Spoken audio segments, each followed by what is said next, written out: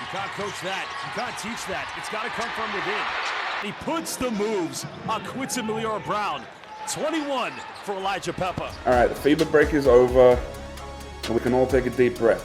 Playing is here. The postseason of the NBL is here. This is the ESPN Aussie Hoops Hour. I'm Olgun. I have consistently been abandoned by my co-hosts. First Kane, now Ryan Brockhoff, and so I've had to go searching for someone to do this with. And so I thought, who better than Jason Cadee, who, if you remember from the NBL panel a couple of months ago, he was a star. He is a rising star of Australian basketball media.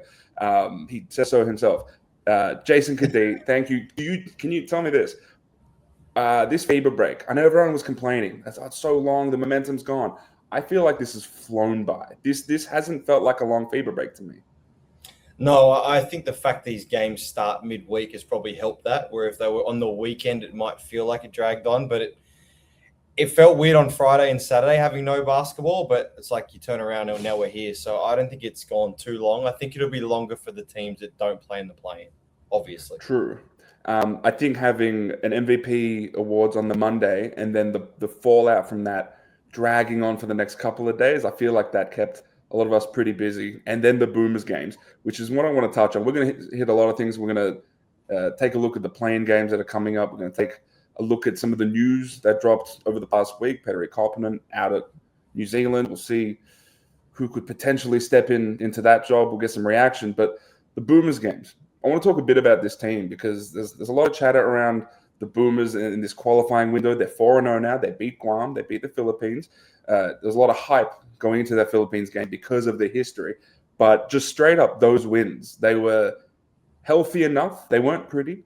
But what did you make just straight up of the win over Guam, win over the Philippines? That Guam game was close, but it feels like Boomers sort of coasted through them. Yeah, I think they played well in both games. Like, that is a bit of a turnaround too, going from different country to different country. And I think if you've seen the way the Philippines played against New Zealand, like even that first half, the Philippines played good basketball, but I actually think the Boomers just got better over both games. And sometimes at the end of the day, those windows aren't about how pretty they are. Like, there's no lead-in time, right? Those guys would have landed wherever on a Monday or Tuesday, trained a couple of days, you play a game. So unless there's, like, I remember a few years ago with one of our groups, we went from like the Asia Cup into those windows. So we kind of for a while felt like a club team that got back together every couple of months, where these current teams haven't necessarily been that. So you've got to look at it for what it is, and that's just, can we put a group together that can go away for the best case scenario, and that's win games playing Aussie basketball, and that's what they did. So that first game, obvious standout was Tanner Krebs. His first game is crazy to me. I think he's a 97-born guy, and this was his first game as a part of the senior national team, which I think is crazy. But in his debut, 8 3-pointers. Over the 2 games, he was 12 of 21 from 3. And in that second game, it was Elijah Pepper, 28 points. It seemed like he was just the guy who, when everything sort of collapsed, you can just give it to him, and he sort of has no conscience. Almost, and I say this with the greatest respect, almost no shame when he shoots a basketball, and I think there's a lot of value in that. But Krebs and Pepper, also 2 free agents coming up, but they're going into respective playing games. From your experience as part of this version of a Boomers team and an Asia Cup team and a Commonwealth Games winning team, does this carry over? Do you think this can actually mean something? I think it carries over in terms of how they would feel about themselves. Now, does that mean that Tanner's going to go back and be able to shoot 21 threes in the next 2 games? I don't think so. But there is that carryover, because you got to think, right, for like someone like Tanner, who's been playing a role where he sometimes plays lots of minutes, sometimes less, to now go away and put on that jersey. And you can say whatever you want about the group, but when someone gets to put on that jersey, it means something to them. And so to go away and shoot the ball like that, and as you said, his first time getting represent the Boomers, I think that will have carryover, that he'll roll back into their game this week and feel really good about himself. But once again, these guys aren't going to play the same role they played with the Boomers when they go back to their normal team. So I think you've got to like hit the nail on the head with Elijah. He's found his rhythm of being that guy that's almost like you're either hot or you're not. So go and find out. And if you figure it out and you do get hot, you're going to play. And if you don't, then you might not, but you may as well not die wondering. And I think that's what JR's pushed on him. You can see it with their group. And to your point as well, I think that's actually where he fits best. And I think he's embraced it now, where sometimes he ain't passing the ball. He's just going to shoot it, and at least people know to go rebound if it's going to miss. That's true. The most impressive thing about Krebs, if you go to the ESPN socials and watch his highlight video, he dribbled the ball 0 times on the 8 3-pointers he hit. So straight up catch and shoot. You imagine that some of the hanging around Chris Golden for the last couple of seasons is helpful. But again, and I don't like to always push forward to free agency and things like that, but there are a bunch of those interesting wingy type players that are going to be free agents. I look at Angus Glover, McQuatch Malawach, some of these guys. Krebs and Pepper, both free agents, and I think both are in that part of their career where I think they're going to demand a little bit of money, and I think teams around the league look at those guys who have a bit of size, could shoot the ball. They're very valuable if you can sort of plug and play them with the sort of current existing roster and core that you have, right? Yeah, I think I'll speak on Pepper first because I haven't been around him, but I think like any guy who can come in and put 15, 20 points on the board in a quarter, they're going to have some value, right? And if he's now had a couple of years where he feels, I always say this, you can tell the guys that start to feel comfortable in who they are. The next step is once you start doing that, though, you start to creep up the scouting report. So now you get a bit more attention. So for him, it's how that transfers. But you got to look around the league right now and say, is there another bloke like him on the free agent list? Now, yes, we have people who can do certain things like him, but that's a free agent that can help a team be a starter, be a 6th, 7th man. And then you go to Tanner. Like, I think that's the part. You look at, he's almost gone from, he's played that role for Melbourne where he's shown glimpses where he's relied upon more. He showed glimpses where he's just happy to bide his time. And I look at him now as being one of those guys, we see him in the NBL, those 3 men who can play a little bit in the 4. And I look at Tanner and being like, with his ability to shoot, if he's trailing, playing a bit of that pick and pop 4 at times, he doesn't have that ability with United because they have those kind of guys who are their 4-man. Where maybe with another team, he has the ability to play bits in the 3 and bits in the 4 and be a bit of a difference maker. The Krebs' rebounding, I think, is super underrated. We've seen it at the back end of the season with United. We saw it a bit in these Boomers games too. Last thing I wanted to hit on with this Boomers window, and then we can get on to the NBL playing stuff. I get a lot of chatter from not just within sort of NBL circles and Australian basketball circles, but I see it online as well on what it is to be a Boomer. And a lot of people do associate the Boomers with those major tournaments, the World Cup and the Olympics. And then you have these teams, which these guys, for the most part, are not going to be part of those major tournaments. Yeah. Now, I also see a lot of slander for Nick Kay, which I'd like to not see that. He puts his hand up for these windows. These windows are very, very important for the quote-unquote real Boomers team to go and play in those major tournaments. So if you don't compete in these and perform well in them, then you're not going to be in a good position to play in those major tournaments too. And Nick Kay consistently puts his hand up. I get his game isn't sexy. It's not dunks and threes and big blocks, but defensively, he's always in the right spots. He is an unbelievable culture guy for this team. So the Nick Kay slander, I feel like, should stop if you actually care about Australian basketball. But what do you think about the people who think there should be a separation, at least optically, between these qualifying teams and the quote-unquote like Boomers A team who plays in major tournaments? What's the USA team called when they play in this? So I looked at this. It's technically that they're called the USA Basketball Qualifying Team or something like that. But it's still they wear the USA uniform though, right? They're still USA Basketball. It still says USA across the chest. That's more my point. Like everyone's put on the same uniform. The Philippines team, the Japan, everyone's put on that uniform. I get it because it's not your Josh Giddeys and your Dyson Daniels and all those people, but if this group doesn't go out there and do their job playing for the Boomers, you just said it. There is no Boomers. There's no Olympics. There's no World Cup. So, like, at the end of the day, this isn't like the junior Australian team and what they do impacts the Boomers. It's actually the one place. So, the other part to that is you can only take at times who's available. So, do you think, like, all the Sydney guys didn't put their hand up? Or all the Adelaide, like some teams just say, and players make the decision too, not the team, say, hey, I'm actually going to focus on what this is right now. And maybe if it was in Australia, but I don't want to travel. So I get it. I think you can only put on the floor who's available at the end of the day. And I think that group still has a responsibility that's bigger than them, which is about the whole Boomers team. Because as you said, and as I said, if they don't do their job, there is no Josh Giddey playing for Australia at the Olympics or the World Cup because they don't make it. And so these guys arguably are just as important as the main guys because without them, We don't see the main guys. And then to the Nick Kay thing, this is where people are wrong. Now, Nick Kay may no longer have a place in the Boomers going forward when they have their full team. But what he's done for Australian basketball and why he's still critical is guys like that in that window when you've got so many people making their debuts. You've got your Tanner Krebs, your Isaac Whites, Pepper's played in a few windows. None of them have played in the Philippines in that kind of environment.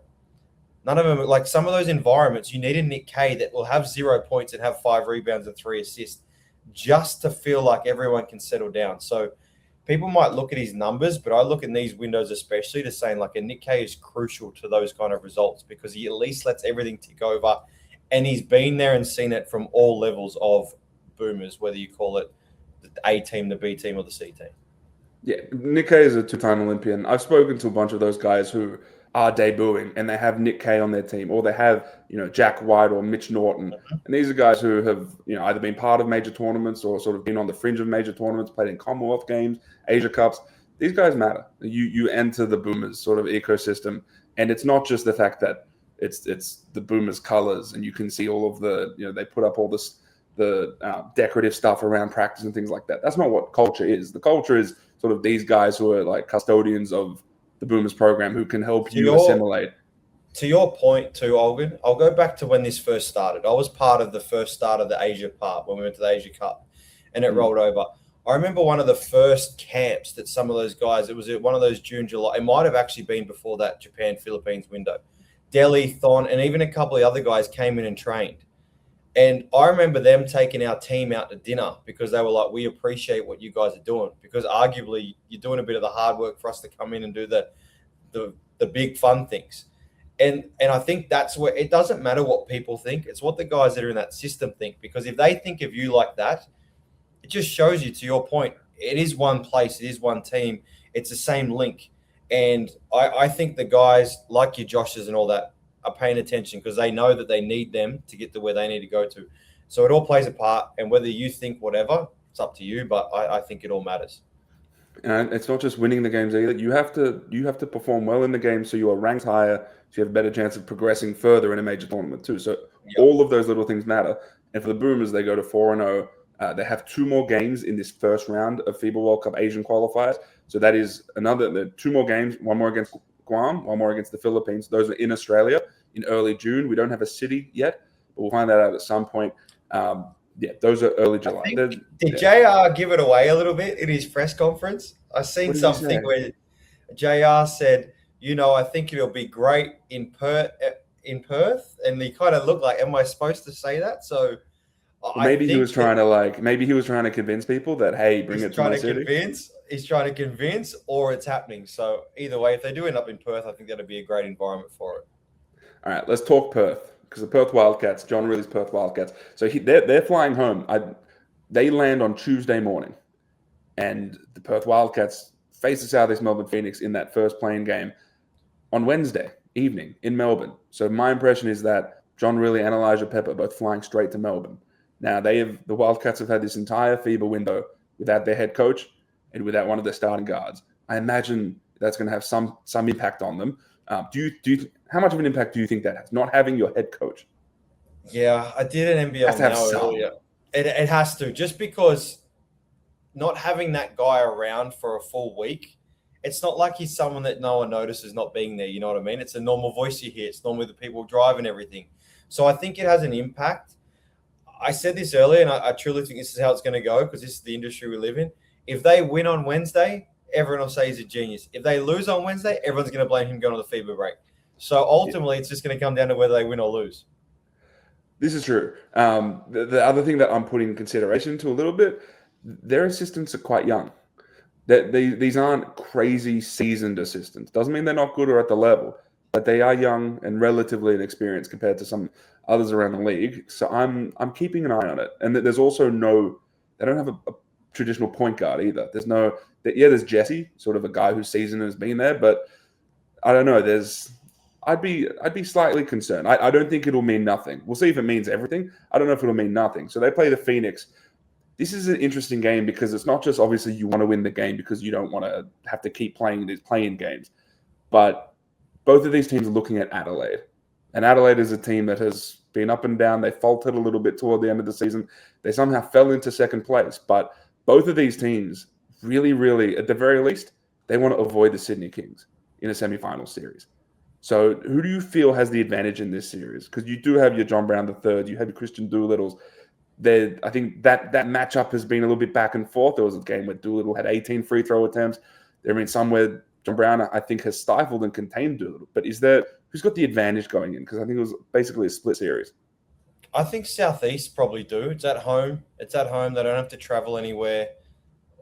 They've had their full group. They've had their coach. Mm-hmm. So if you're going to play like what don't Perth have that Southeast have, they've had their full group and they've got home court advantage. So I think that has some benefit to it. I think ultimately, like all teams, when you get to this position, you want the idea of we don't have to travel, we get to play at home. So if you're Southeast, I think you've got to use that to your advantage.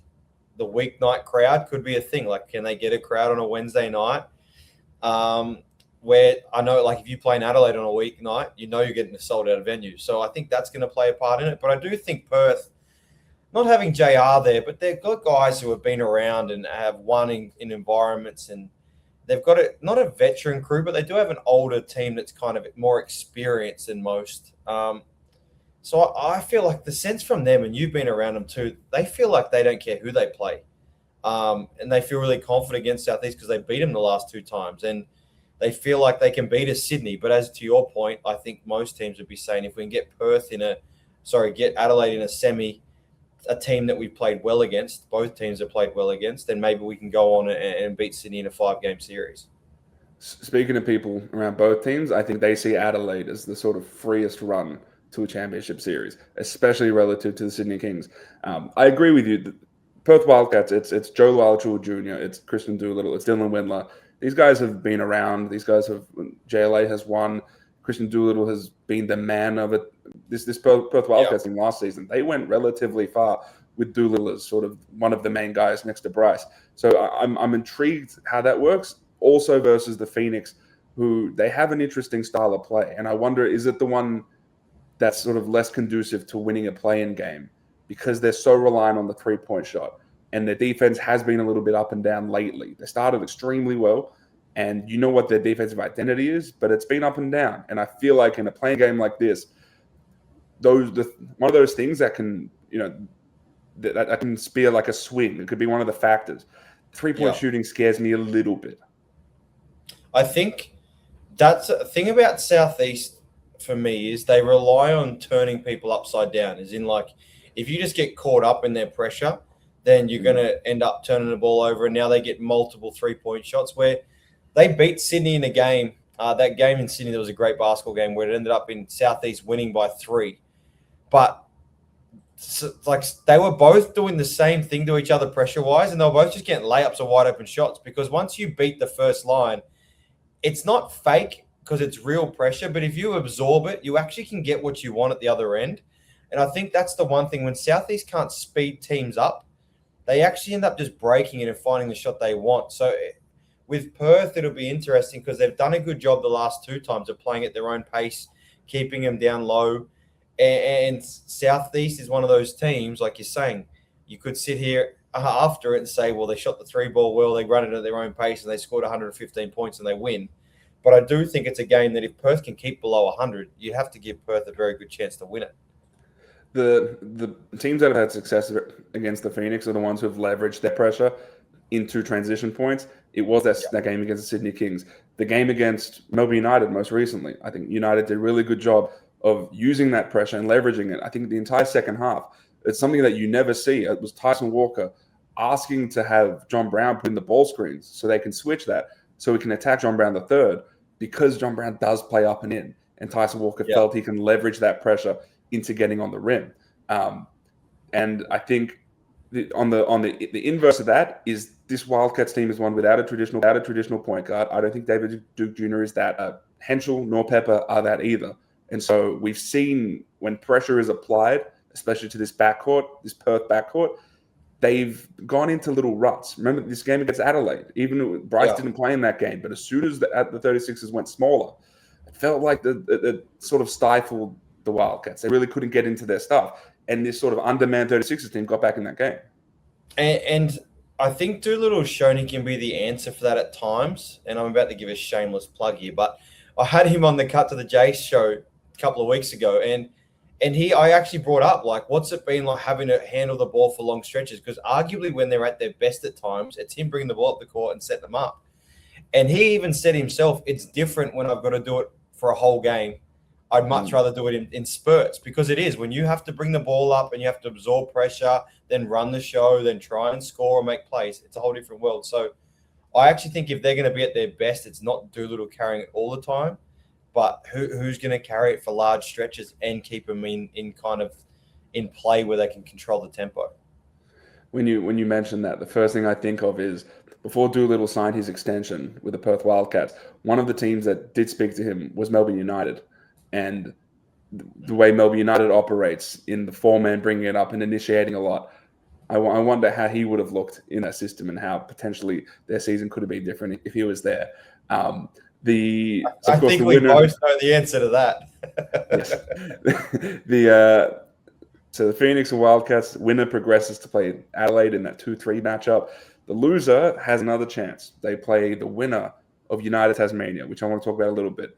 It's an awkward matchup because of the nature of the way United has ended their season, which has been up and down. They ended it on a high, so I feel like we've all got a little bit of recency bias with this United team, and against this JackJumpers team, which ended on a low, largely because of the injuries that they've sustained. Will Magnay, Bryce Hamilton not involved, even losing guys like Nick Stoddart just through an ankle injury. In all things were going well, he's probably not going to play. But in a game like this, he was actually quite important with no Ben Air as well. So do you think this is it almost disrespecting the JackJumpers to say they're quite wounded? Unfortunately, them keeping up with a healthy team over 4 quarters is very difficult. The first thing I'd say is imagine this contest with 2 full squads. It'd be a hell of a game. But yeah. I don't think it's disrespectful to Tassie by saying that, because it's just facts. I think when you look at who they're missing, this should arguably be a walkover. Like, United should roll in, win this game by 15 or 20. Tassie are going to fight hard because that's what they do, and it's built in them. They're going to scrap and fight till the very end. But this isn't game 5 of the regular season. It's a playing game. And you'd have to think that Melbourne United are at full strength, playing a Tassie team who's missing most of their starting 5 almost. And it just should be a game Melbourne United handle. But you do know that Scott Roth has done a great job of getting the best out of his teams. And they're going to roll in there with we got nothing to lose, because they don't. No one expects him to win this basketball game. And so what can he do with that, and how far can they take it? And will it be if they do take it, can they sustain it throughout a whole game? I'm curious on your thoughts on something. I spoke to a player a couple of days ago, someone who I'll say, I don't want to reveal the player, an all NBL player, who said to me, man, I really don't want to play Melbourne in a semi-final series. And I'm like, why? Like, they're a team that's sort of faltering toward the back end. And it's like, man, they've got guys who can guard, especially on the perimeter. They've got multiple ball carriers. And in a 3-game series, a first to 2 series, Tyson Walker can go and win them a game. And Milton Doyle could go and win them a game. And Chris Golding can just go do something and win them a game. So a 3-game series makes this very, very interesting. But do you have the same level of fear, or would you have the same level of fear in United if you were a player? Or is it still those other teams and then like a little bit of a gap and then United? I do, because of the personnel they have and the coaching staff they have. Like, I think at the end of the day, that hasn't changed. They have like great experience, people who have shown the ability to be there when the whips are cracking. How they've played, like, everyone looks around, and me and you spoke numerous times, like, you kind of scratch your head wondering, how did they get to this situation where they're now 5th? And so I think that's the reason why you severely question, can they do that? But I think when you look at their personnel, and now I'd like to hope that Shea's back to being able to play 15, 20 minutes a night. Like, I think he unlocks something in them. I think he helps Tyson Walker be more efficient. And if you're a player, that's why you will be nervous playing them, because you know they have the personnel to be very good on any night. And ultimately, that's why I do think any of those 5 teams could end up winning. Yes, I think Sydney are the favourites, but any of those 5 teams on their night can win a basketball game. You say Sydney are the favourites. I think they are. United, for some reason, they're just very difficult to quit, and it's because of their history. It's because of Dean. It's because of the guys on that roster. They're hard to just say, yeah, they can't do it. As much as all of the evidence is in front of us over the last couple of months, that's like, what? They're not one of those top teams. I mean, and to your point, right? United beat Tassie, and then they go play Perth in Perth or Southeast in Melbourne. Like, you're telling me they're not rolling in off beating Southeast and winning that game, even with who Tassie have, they're not rolling in with some kind of momentum of like, okay, let's go. Like, and they've been in those games many a times, most of those guys, and together. So it's there for them to still do something. It's just the harder route because they're going to have to go on the road in that second game. All right. You mentioned Sydney, and I agree they are the team to beat. I was trying to go through all of the net ratings over the last 20, 30 seasons. And as far back as net ratings go, these Sydney Kings have the highest net rating of all time. I couldn't find one that was higher than that. So, points scored per 100 possessions minus points against per 100 possessions. They score at the best rate. They guard at the best rate in the league this season. They're unbelievably impressive.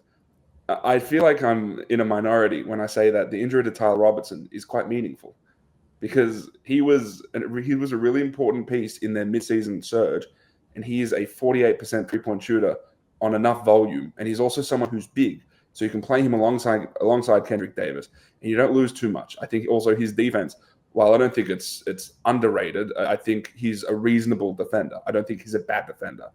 I think a lot of teams try to hunt him and target him, and I think they do that incorrectly because I think he's fine. But I think him not being part of the Sydney Kings playoff campaign, again, I don't know if it'll be the thing that is the difference, but I don't think it's not meaningful. I think it's like a meaningful thing.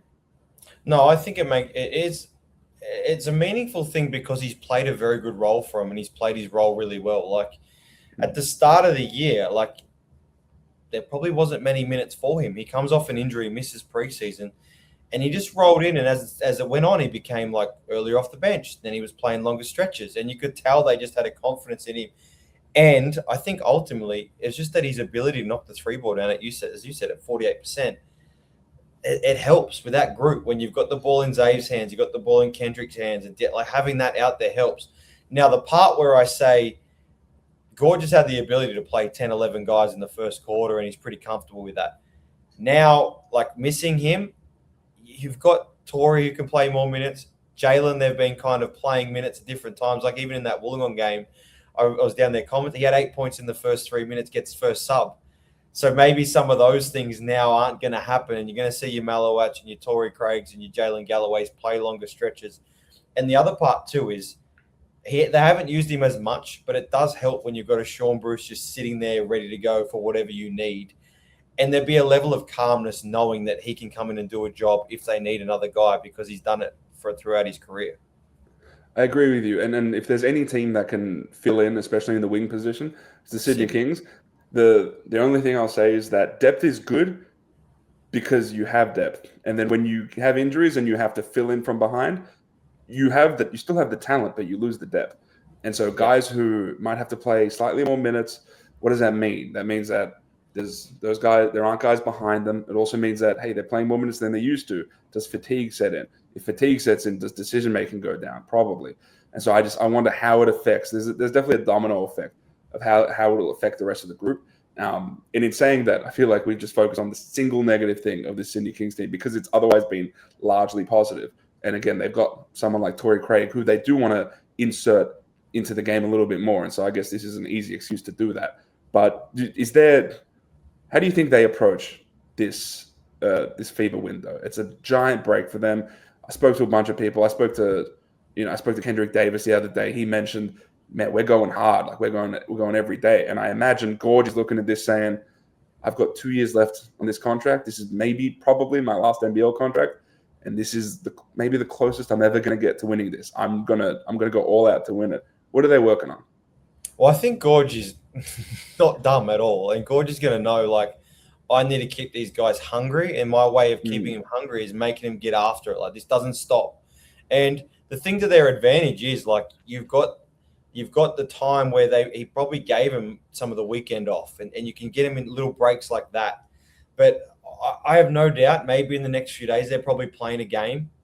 If I was a coach, which I'm not, but I'd be trying to set something up where like, hey, boys, we're rolling in. And if it's at nighttime or during the day, there's refs, there's two teams, and we are playing a 40-minute game. Like, I think you got to keep them in that way too, where it's like, okay, this is our game day. And so it just feels like a different break from training. And maybe that's even at a different venue. I'm not saying you go and rent out Kudos for the night, but maybe you just find a different court to play that game on so it feels different. Because you just don't want that period to get stale either, where it's like, oh, we just slave, like we're in here just work. It's like preseason again. You don't want the preseason again, Phil. You want it like we're working towards something. So Gorge, Billy T have been doing a long time together, and then even Bogues. Like I think Bogues' addition to those two, and Sean Rogers, but definitely Bogues' addition to those two. He's got a connection to that group. I think that playing group, he can add in that added bonus, and I think them in Adelaide, because we're going to talk about Adelaide too. They're going to be smart in this thing, but you've got to use it to your advantage as well. As I don't want to cook people for 2 weeks and they roll out sore game one. You want them to have legs fresh, ready to go. So then question for you, because I spoke with a head coach a couple of days ago about this, and I'm curious how you would approach this. So you're not a head coach yet, right? We'll give it some time. If you're in a window like this, right, you've got 2.5 weeks of you can go all out every day. I know one head coach during this FIBA window reached out to another head coach and said, hey, can we play a game? Can we do it behind closed doors? We'll get referees. Let's play a game just so we can have a run, get our legs under us, get through some of our actions. And when we see teams do this in the preseason, this happens all the time in the preseason. And teams have deals where, one year we're going to come to you, the next year you're going to come to us behind closed door games. But at this time of year, I haven't really heard it much. But I know one coach reached out, said, hey, do you want to play a game? That coach was like, probably not. We're not feeling it. If you were that coach, would you take that offer? I don't hate I haven't heard of it, so let's get that straight. I've never heard of that. I don't hate the idea, right? Like, I don't hate the idea. It is different, and most people be like, oh, well, but you got to remember, too, by this stage, everyone knows what they're running. So you're not rolling into that game and showing them something you don't have. There would be a reluctance to, oh, what if someone got hurt? But, I mean, that could happen at practice, too. I don't hate the concept. It depends if one team that said no was the one that had to travel, they didn't want to travel, maybe that would come into it. But if it was like a Sydney to Adelaide, Sydney to Melbourne, like that kind of trip, it's not that bad. I probably would have seriously thought about it because I don't hate the concept, especially if I'm one of those teams that I'm imagining it was one of those teams that has a 2.5, 3 week break between games. Because you got to remember, for some of these teams, even though we had some period after the MVP dinner, they played the Wednesday, Thursday, the week before. So they've already been almost 2 weeks off. So if I was one of those teams and I could have on the weekend gone and played a game behind closed doors, and even for me, got on the road and taken the group on the road just to keep that rhythm of like on the road and back again, probably would have done it. All right, I'm going to use your role as a former player for these two questions. And the first one is to end our time talking about the Kings. You were a teammate of Kendrick Davis last season. Do you think he enters these playoffs with the correct mindset? Obviously, disappointment losing MVP. We know how special a talent he is, but do you think he's able to use that and leverage that into really good play? Do you think there could be some carryover effect? What's your feel?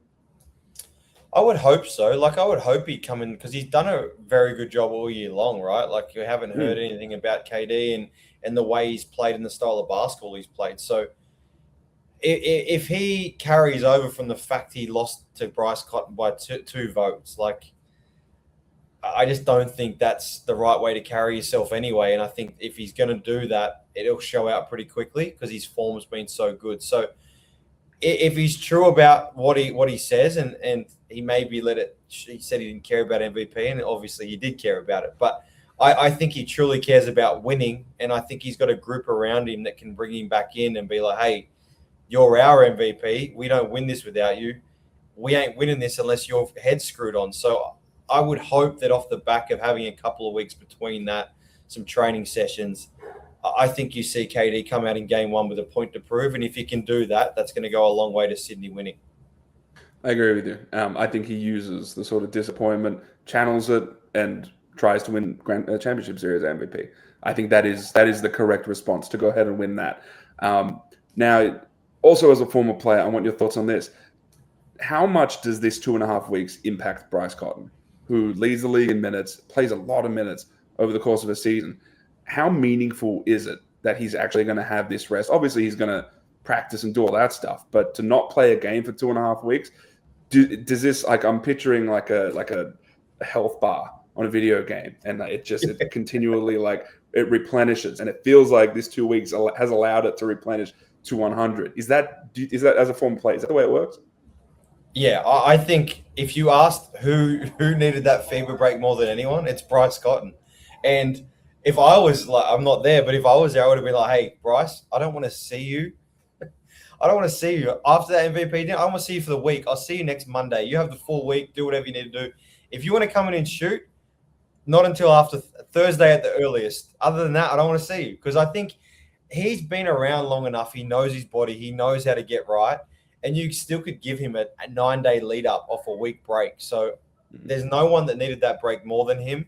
I think it helps him refresh. I think it helps him get his body right. And I think it helps Adelaide also retool, which they need to do. They need to retool going into this and refine what they're doing and get back to how they were playing in that mid-season form, which shot them up the ladder.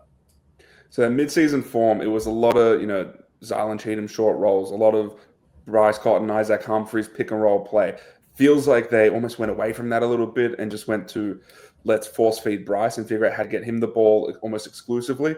And then defensively, I think that was pretty bad toward the end of the season. Is it straight up just those things, like first recognizing that those were the issues that cost them to lose that top spot and to finish second? How do you actually remedy and amend those things? Because it feels like we all know what the issue has been over the past couple of weeks, and they haven't remedied it on the fly. So how do you go about it doing it in a FIBA break? I think they get back to offensively play. Like, I think the thing for me is Bryce Cotton, he's a basketball player. He's going to find his points in any system or anything you run. You don't have to run plays for him every play for him to find points. He's good enough to find it naturally through stuff. I mean, they played in the flex in Perth. And for anyone who's played in the flex, that's a pretty even offense in terms of, yes, you have wrinkles, but often it's just cutting and moving. So I just think for them, how do they utilize Bryce sometimes as a guy who's going to just get attention and everyone else go and make plays off it? If they can expand where now Cheatham and Isaac are back to making plays, not just at the ring, but for other people and getting wide open looks. And how do I get Jenkins and DJ some wide open 3 balls and keep letting Flynn do his thing? I think they've just got to worry about everyone else and just let Bryce be Bryce. And I think that also offensively, when you find that rhythm, like everyone, defense first, but sometimes just offensively taking the right shots, moving the ball and doing that, it actually helps you set up your defense. And I think that's one thing for them. If they can do that offensively, I actually think it'll help their other end, where now you can use ice and you can use Zylan and use these bigger bodies to actually help push people into the paint and deter shots at the ring. I think the back half of this season, transition defense has been really, really bad from this Adelaide team. So being able to get consistent scores, because the reality is, and I don't know how you feel about this, the personnel is the personnel. And it's not all of a sudden, it's not like DJ and John Jenkins are going to turn into like Justin Simon. That's just not going to happen. So it's like, how do you put these guys, and Bryce Cotton's in that conversation too, how do you put them in a position to be successful defensively? I feel like it's offensively, you have to be able to be efficient. Because if you're not, then again, you're consistently giving up easy buckets. And I don't know. Again, I think that's what Perth and Southeast are looking at right now. I think they're smelling blood that they can score whenever they want against this Adelaide team. And I think Adelaide has to recognize that and say, we don't want to be that team. You're not going to win a championship if you're that team. No, and you're not. And that's your point. Your point is 100% correct. Like, I just think they've got to find that balance. And at the end of the day, you might not be a good defensive individual player, but you can be a good team defensive player, where in your system you can be really good and you can drive people to the right spots and you can be in the right help spots. And just like that, all of a sudden, people who aren't necessarily the greatest individual defenders can be really good team defenders. And we've seen them win. So some of those names we've mentioned, we've seen them win. And I go back to the one thing Adelaide have at their disposal is DJ's been known to make big shots, make big plays. And he's probably needed this break too to revitalize himself, because he got put in that 6-man role and his minutes were lower. But I've started to see them climb lately. And I think if they're a chance to win, yes, they need Isaac and Zylan to be really good, but they've also got DJ and Bryce who have shown the ability that in Adelaide game 1, whoever goes in there, that place is going to be live. And there's 2 blokes who can set that place on fire, and it's those 2. We're going to talk NBA just for a small moment with StatMate Streak Watch. This is a sponsored segment where we pick a stat, Jace, over the course of the NBA season, and it involves one of the Australians. And this one, I figured we'd focus on Josh Giddey because it was this morning where they played the Milwaukee Bucks, and he really came out of his own. He had his 8th triple-double of the season. It is his 15th as a Bull, tying Scottie Pippen, and he's only behind Michael Jordan in Bulls history, who has 28. Now, he's played 39 games this season. That means that he's dropped a triple-double, so he's had 8 this season. He drops a triple-double 20.5% of the time. So basically 1 in every 5 Josh Giddey games, he's dropping a triple-double. From you, I'm sure you've seen a bunch of him throughout the season, and obviously you know Josh. What's impressing you about the way he's operating? He just knows he's an NBA player now. And he knows he's even more than an NBA player. And I almost feel like ending up at a place like Chicago that's got so much history, he's been through so much and weathered it and held himself in such great account that, like, that 28 from Michael Jordan, that's gone. He's like, if he stays there for his contract, that's done. Josh is now leading. Like, he just knows who he is, and he makes, like, he's that old school. He just makes people better. Like, it's funny, Scottie Pippen, a guy that makes people better, used to just play basketball and make people. That's Josh. And I think for their group, like, you can't tell me Chicago's not sitting back right now like, we got to steal signing this kid for 4 years at that price. And for him, I don't think it's about the price now. It's about over these next 4 years proving I'm an all-star, making an all-star team, and how do I get Chicago back to making the playoffs, and what pieces can they put around me to make that happen?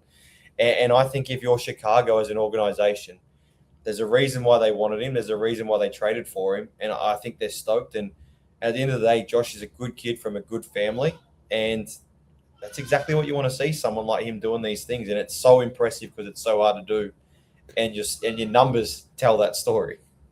So my hope is that the Bulls front office and ownership are looking at what the Bulls are doing right now. They're tanking right now, right? They lost 11 games in a row. This was their first win in over a month. It was important for the Bulls to get this win just for the sanity of the players. But obviously, they're trying to tank. But I'm hopeful that they're watching what Josh is doing and saying, all right, now we know what to put next to these guys, what to put next to Josh, right? We've seen versions of guys who are maximized by Josh. I'm hoping that they can put people around him who can then maximize him, and then they can hopefully get back to their winning ways in Chicago. I feel like the good thing for Josh is, too, he's not at one of these places like that. The chances of them doing anything to get back to being a contender is like, let's be honest, that's not happening. You know what I mean? Like, Chicago's a place with a rich history. Yes, MJ and all that, but it's like they're not a team that you'd think like they're just happy to sit down the bottom. Like, they're a team that I feel like will make moves to get better. And if they can do that through the draft and then making some moves, like, they're not that far away from climbing back up into that middle pack to then being able to put some things together. Yeah, that's the hope. Unfortunately, the Bulls have been a middling team over the past couple of seasons. Yeah. The hope is that they can sort of shift to then become a team that they can go and get a bunch of assets and maybe get a big free agent or something like that. But Josh Giddey has been very, very impressive, especially statistically with the Bulls. Download StatMate now to play more or less, and you could win $1,000. Now, Jace, last thing I want to touch on was the news of the week, which was Petteri Koponen out as head coach of the New Zealand Breakers. Now, this was a case of his contract coming to an end. It was an agreement from both parties that it's probably best for both of us if we part ways. I'm not going to seek a renewal of this contract. Petteri says he wants to go and explore his options in Europe, probably back in Finland, where he's from. He's still regarded as a high-level basketball person over in Europe. So he'll go and do that. And then the New Zealand Breakers say that they'll start conducting a global search. I know a lot of people have sort of poo-pooed that line, but I'll talk about why I think it's quite legitimate. But what were your initial reactions, thoughts on Petteri out as Breakers head coach? Because we saw him at the awards night, and he seemed happy, but he seemed almost like at peace. Yeah, I think he was content with what was going on. I think for a while he's probably known deep down that if they didn't get into the playoffs, it was probably it. And I think that's why also, like, there was, I think from their group to winning the Ignite Cup, like, I actually really enjoyed the way they celebrated that and were like, yeah, hell yeah, we were the first teams to win it. Like, I actually found that cool because I was like, if this concept transfers, like, this is another little thing. Like, it's our version of the Euro Cup or whatever you want to call it. So I feel like they knew that. I feel like it was great they won that. And almost for him, that was like, cool. I got something. I've enjoyed my time in New Zealand. I love the people. It's since like after the awards dinner, like they were all hanging out. And now it's time to move on. And I think he knew they were thinking that. And it's the perfect time to say, hey, contract's up. Let's move on. Everyone's happy. We all shake hands and see you later. And so that's also not a bad way to go out. Like, New Zealand didn't try and fire him or do something crazy. We shake hands. We move on. Thanks for your time. Now, I think a lot of people just assume that it's Judd Flavel. He was inserted as associate head coach by Dylan Boucher, their GM. And so the assumption is, hey, they've been trying to go very Kiwi heavy. They have a Kiwi right there, national team head coach. However, they have said that they are conducting a global search for this role. Now, my reporting, the things that I've heard, is that this management, this ownership, New Zealand Breakers, have strong interest in Modi Maor and a potential return for Modi to come back to New Zealand. Now, Modi Maor is currently in Nagasaki. He's off contract, but he's negotiating a new contract. But the New Zealand Breakers are there, and they have a lot of interest in him. Now, Modi obviously has enjoyed his time in Japan, but he also very much enjoyed his time in the NBL, and especially with the New Zealand Breakers. He had success there. He got them to Game 5 of a championship series. He was a quarter away from defeating the Sydney Kings a couple of seasons ago. So he's someone that I think has a lot of goodwill in New Zealand. He enjoyed his time there, and from what I hear, the Breakers have strong interest in bringing him back. I heard the name maybe about 2 weeks ago, and I thought, sometimes names pop up because they've been there before, and you think, if he's gone to Japan, would he come back now? Obviously, we do know that the money over there for some of these coaches is far better than they're getting here, or if not enough to say it's worth me being over there. Is it a good name to have? Yes, I think because he's got history there. He knows New Zealand. He's done well there. It'd be interesting if they figure that out. Like, I thought for sure, like, Judd would have been first on the list had he want to do it. I did feel like they wanted to get that New Zealand feel back in that place. Like, that's why Dylan's back there to try and give it, like, it's probably lost who it was a little bit of what their strong years were for about 10 years. So Modi knows the place and he knows the guys, and he had Parker who's re-signed, and I don't hate the idea at all. It's just if they can come to terms and if he really wants to come back. Now, I'm curious where you think this team should go. So right now, Parker Jackson-Cartwright, Ruben Tarangi, Isaiah Liafa, all contracted, Taylor Britt team option. Sam Menenga had an outstanding sort of fringe all-NBL season. He's someone who is going to be a hot commodity on the open market. From what I'm told, the Breakers, that they're signaling that we'll pay up for Menenga. We want to keep him. So if they want to keep Sam Menenga, you have a core there that does feature some New Zealand, some Kiwi guys. Do you think that's a reasonable core? Let's just say Parker and Sam as you two high-level guys, two starters, you're bookending your starting lineup. Is that, if you're, let's say you're a prospective head coach, are you looking at that and saying, this is a good core to build around? Yeah, I think so for sure, because the one thing you got to think of, Parker and Sam are going to be involved in actions all the time. And Sam being able to shoot the three ball helps Parker. So then I think you look at it from righto, we have those two pieces, and Sam being a local, being a Kiwi, being an Australian local, whatever you want to call him, that now gives you the room of, well, who else can we get as a local in that starting lineup? Can we go and get someone else and bring that in now, where now we can fill it with two imports? We can fill it with one and another. Like, we can play around with stuff now. I think the next piece for them, though, is it's not an American straight away. You need to go and find another local to bring in that 2, 3, or 4 that complements both of them. And now you have room to really kind of build your lineup out and get the right pieces. I wouldn't be surprised if Ty Webster gets re-signed either. I think the fact that he's gone back there, I think for them that makes sense. And he gives you another New Zealand piece. But I think if I'm them, get the Sam deal well before free agency. I agree with you. And obviously get a coach ideally before free agency too. And I would say that for a lot of teams, because there are prospective coaches out there. I mentioned Will Weaver. I mentioned Will Weaver months ago, but I mentioned him as well on last week's podcast. I said it's tracking toward getting done in Brisbane. That is only growing stronger. So that feels like it's going to get done. if you're a coach though too, Olgun, you can't, like, if you're Will and say you are going to take the Brisbane job, like, you want to be in there now. Like, you want that to be announced before final starts, because at the end of the day, free agency might start in a month, but we all know that players talk to players and da-da-da-da. It all just whispers along the grapevine, and not having a coach hurts that. It's free agency starts right now. As much it's as hard to don't. talk to people, and there's no coach. Hey, mate, come play alongside me. I'd love to have you. Oh, who's coaching? Oh, we don't know yet.